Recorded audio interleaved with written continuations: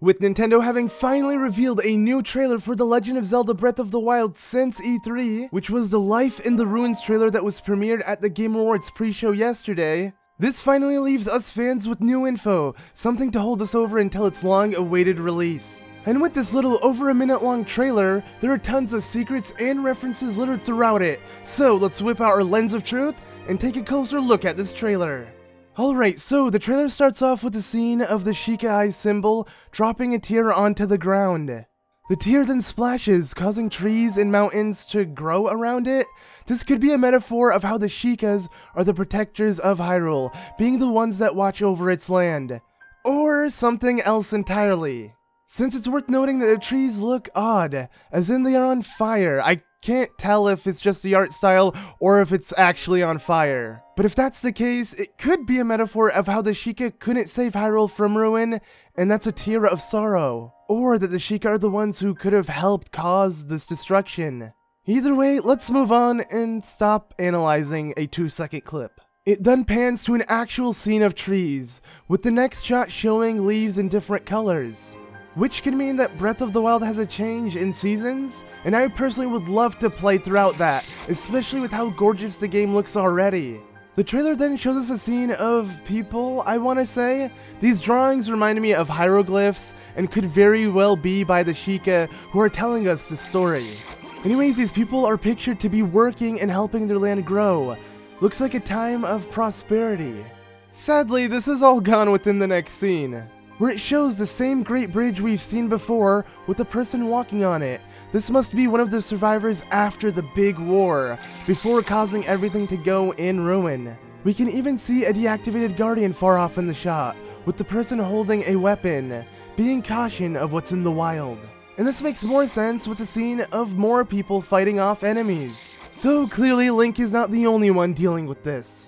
We then see what's beyond the Great Plateau, and may I say, everything looks so beautiful, even this little doggy. Just knowing we have so many new characters and places to explore gets me so excited. Anyways, back on track. After those very peaceful shots, things tend to pick up.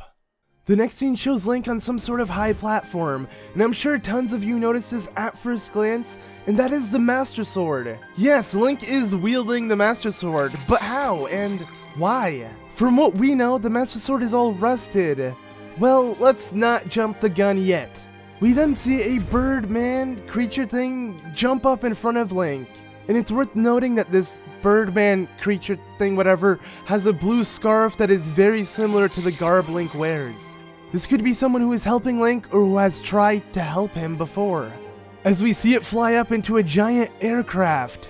And looking at this giant ship in the sky, all I can think about is the Sheikah. The ship is shaped like a giant bird, and its design is very similar to other Sheikah creations, such as the Sheikah Towers, shrines, and the Guardians. And speaking of the Guardians, we then see a scene of Hyrule Castle with loads of Guardians lining outside of it. Jumping to a scene where Link fights one, but this time, Link does not have the Master Sword but is using an axe to fight them. Just thought I'd point that out. Anyways, the next scene is of a mysterious woman holding something. This woman, just by looking at her hair, must be Zelda. This must be the voice that first wakes up Link in the Shrine of Resurrection after the 100 years pass. And speaking of which, we then see another glimpse of how brutal the war was, with it looking like Calamity Ganon wreaking havoc all over Hyrule and destroying everything around it.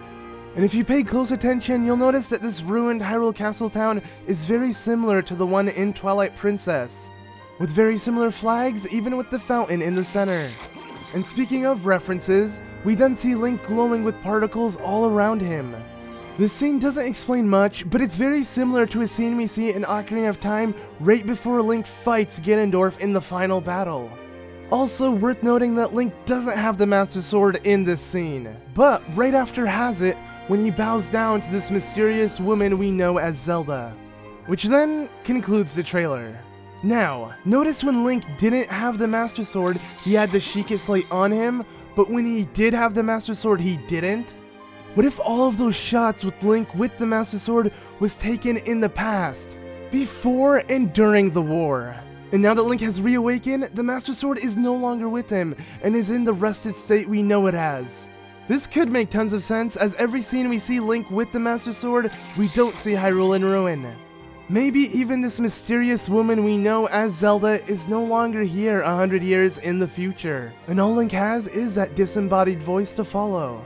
Overall, the name of the trailer, Life in the Ruins, sure fits it well. And this trailer sure leaves tons of different speculations and theories in mind. So do expect some in the future. Anyways, let me know what you guys think and if I missed anything. Anyways, thank you all so much for watching. I've been ZeldaMaster and I'll see you all in the next one.